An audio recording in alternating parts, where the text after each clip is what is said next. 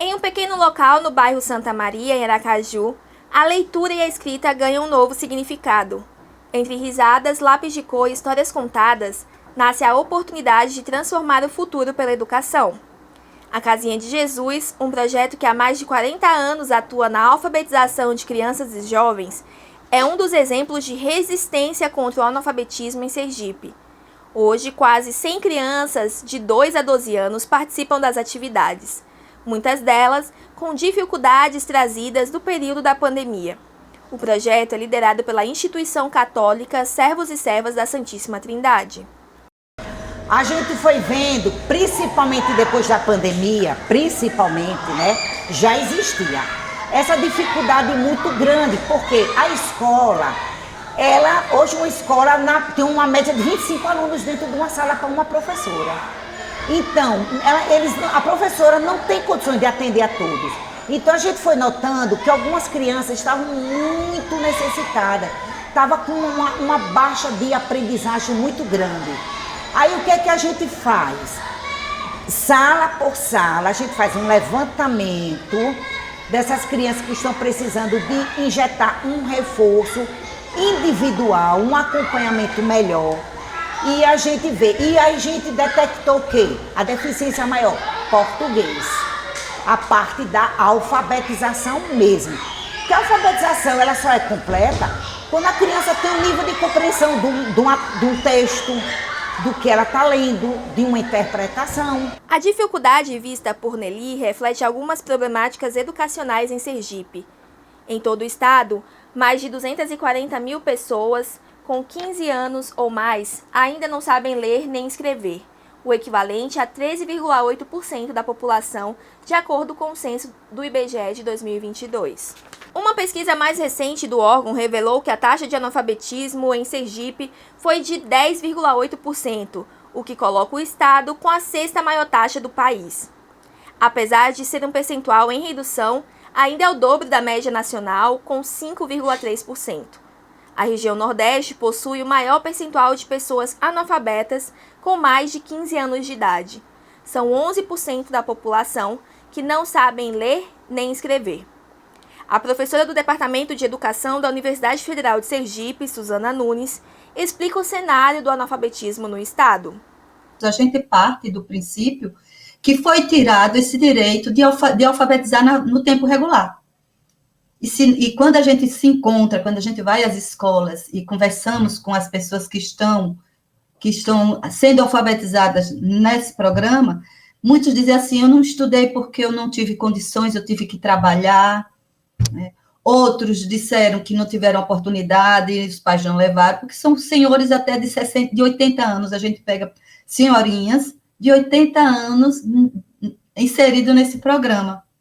Em algumas escolas, se nós fomos, a gente percebe. E outras que vão com os netos, porque os netos moram com elas, com essa avó, e a neta já é escolarizada, e ela vai para a noite, acompanha a avó, e está lá ajudando a avó. É assim, uma cumplicidade da neta com a avó, que a gente fica assim arrepiada de tanta emoção de ver esse projeto sendo executado, uma política, né? Na verdade, é uma política pública, uma política que vai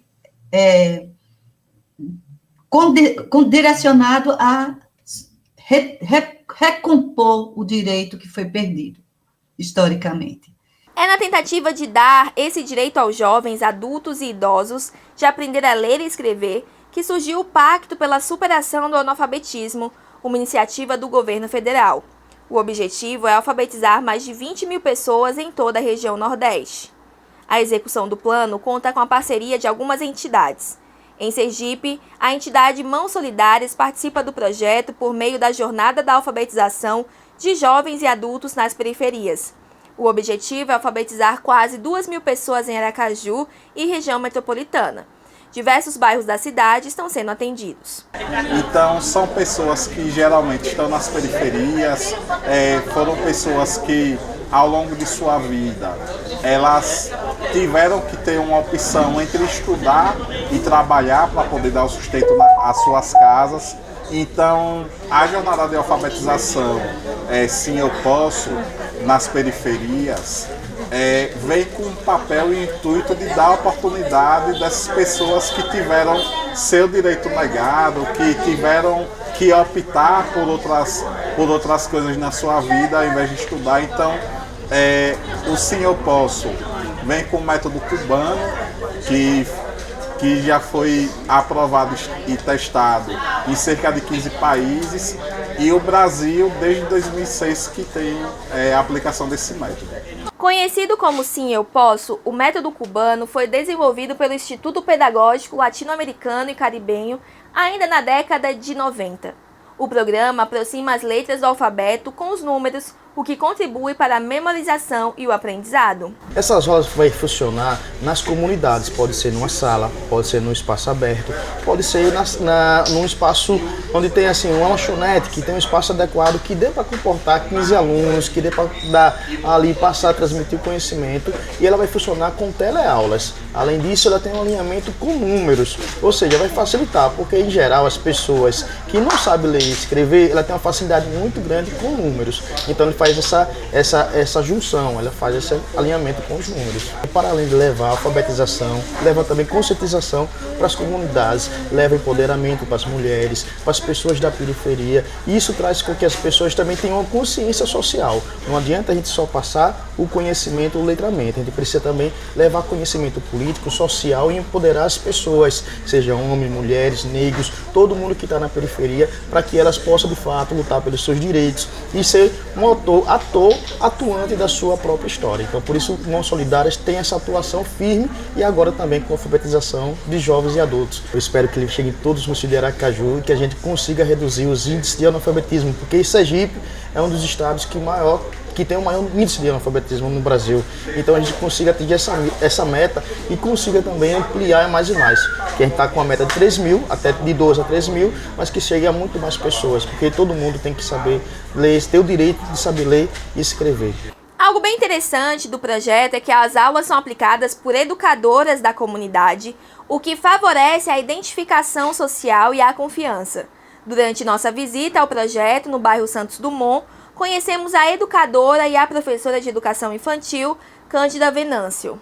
Tanto que a gente participou do treinamento durante 4 dias e foi desafiador sim, porque pra gente foi novidade. O que a gente tá com caderno, com leitura, acompanhamento e tudo mais, o projeto em si é bem excelente, bem explicativo. E como a senhora chegou nesse projeto? Bom, eu fui convidada pelo coordenador, que eu já faço parte do secretário, faço parte da Mãos Unidas, né, do Morro da Reação. Aí teve esse projeto, aí eu fui convidada por Dona Ilza, certo? Que é a professora e Cristiano também. E junto que a gente já tá junto já com família, com tudo, aí eu fui convidada e gostei do desafio. Então até... E vai durar 4 meses, mais ou menos? Isso, de 4 a 5 meses. 4 a 5 meses, para vocês poderem fazer esse processo. Você já imaginou você escrever uma carta para quem você ama? Para um filho, você poder pegar seu nome, você pedir para outra pessoa ler, você poder ler sua Bíblia. Então isso vai poder dar um empoderamento, uma autonomia às pessoas. Ler e escrever não é somente você saber as palavras, codificar, é um ato de liberdade. Então esse projeto, ele vem também para dar essa autonomia, essa força, esse empoderamento às pessoas. Então por isso que ele é importante, para que as pessoas de mais idade e também os jovens que não sabem ler e escrever tenham sua autonomia, sua liberdade, de fato. O Departamento de Educação da Universidade Federal de Sergipe também está envolvido nas atividades do Pacto pela Superação do Analfabetismo. Em parceria com a Rede de Pesquisa em Alfabetização, a Alfarrede, o projeto conta com o apoio de diversas instituições e consiste no lançamento de um questionário voltado especificamente aos professores e professoras que atuam nesse processo em todo o país. O objetivo é compreender a realidade da alfabetização a partir da visão dos professores. Na UFES, a pesquisa é coordenada pela professora Suzana Nunes. Então, entender qual é o olhar do professor sobre esse... Primeiro isso. E por quê? Porque o professor é o papel fundamental, ele está lá na ponta, né?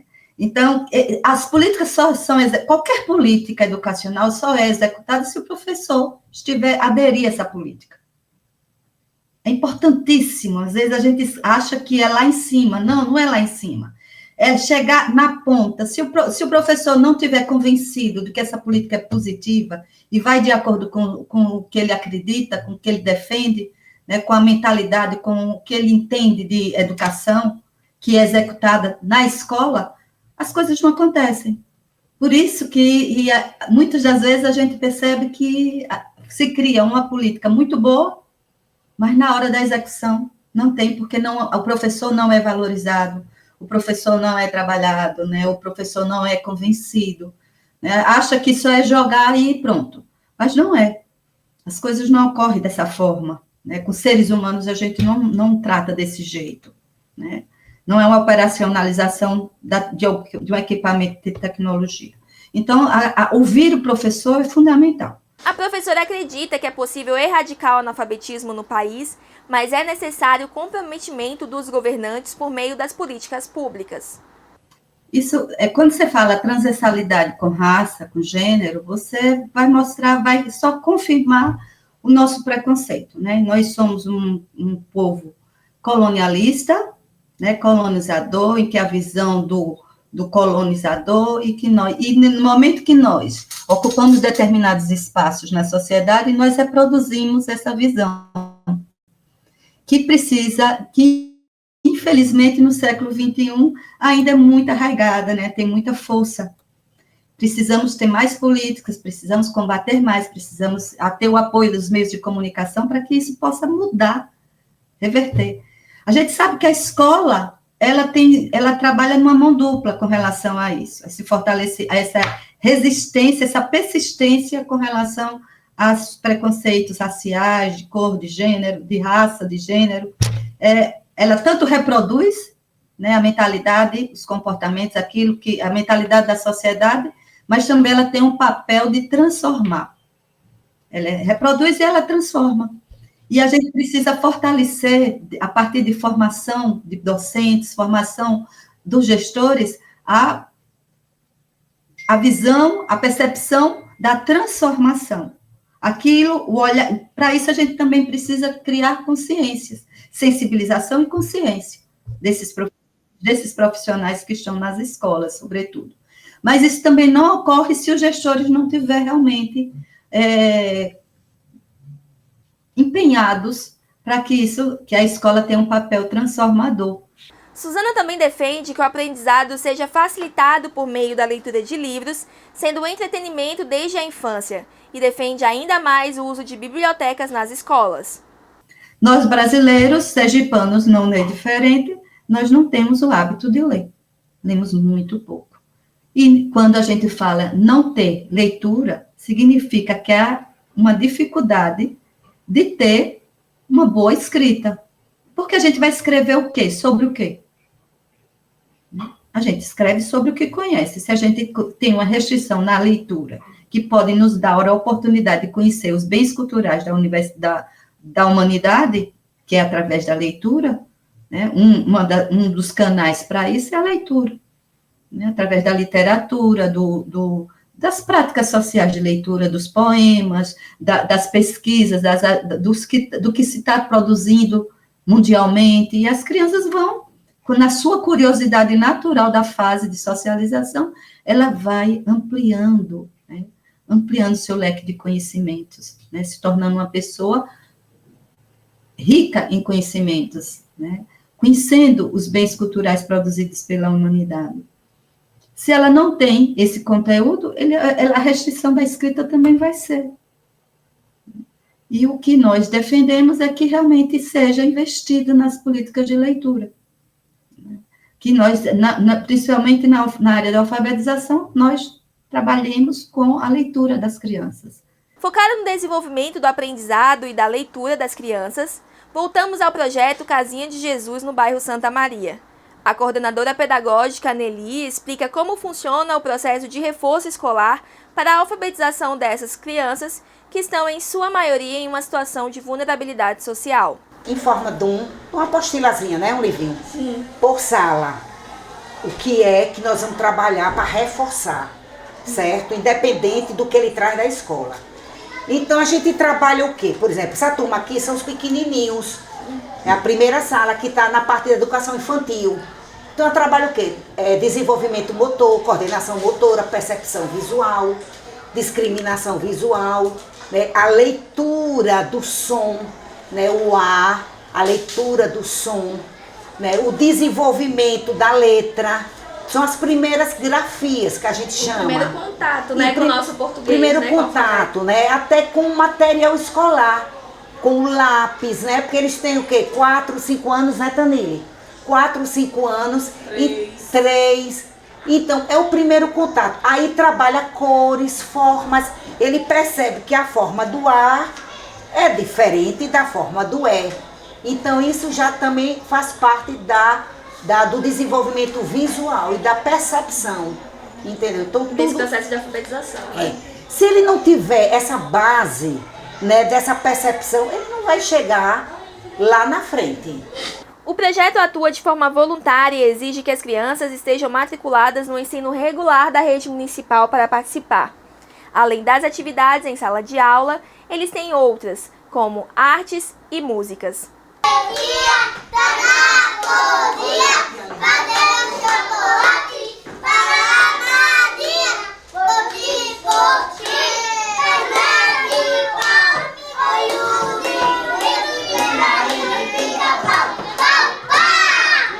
A coordenadora pedagógica defende que o processo de alfabetização das crianças deve ser integrado com essas práticas culturais.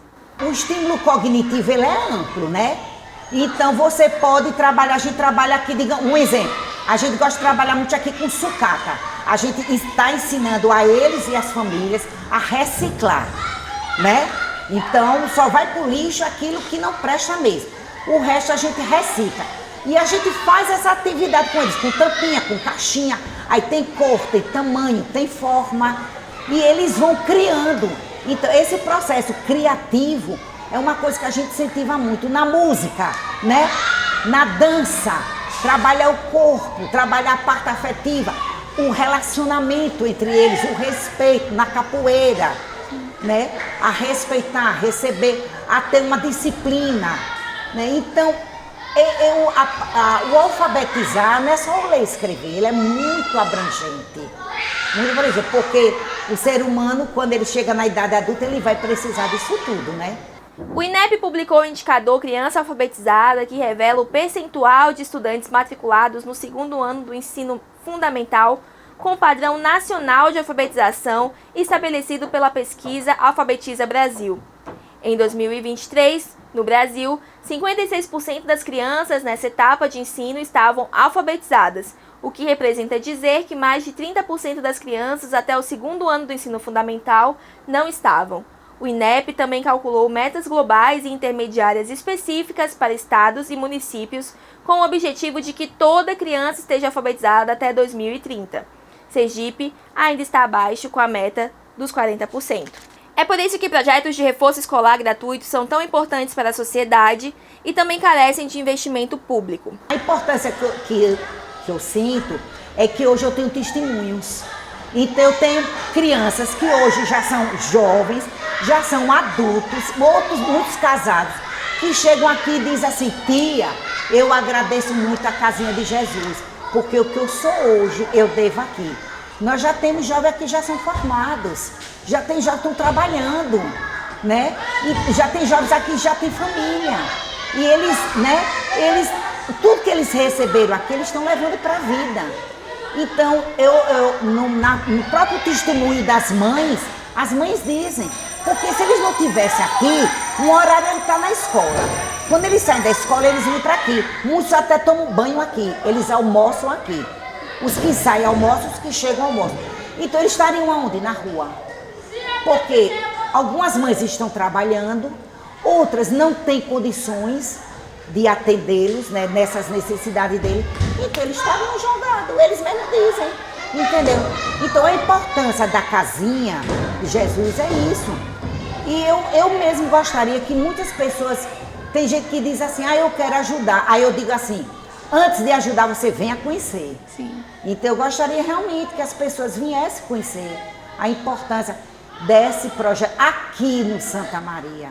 O novo Plano Nacional de Educação, válido de 2024 a 2034, tem como uma meta superar o analfabetismo de jovens, adultos e idosos até o fim desse período. Enquanto isso, iniciativas como o projeto Casinha de Jesus e o Pacto pela Superação do Analfabetismo mostram que investir em alfabetização vai muito além de ensinar a ler e escrever. é garantir autonomia, cidadania e sonhos realizados para todas as idades. Só assim nos parece válido o trabalho da alfabetização, em que a palavra seja compreendida pelo homem ou a mulher na sua justa significação, como uma força de transformação do mundo. Só assim a alfabetização tem sentido. Paulo Freire.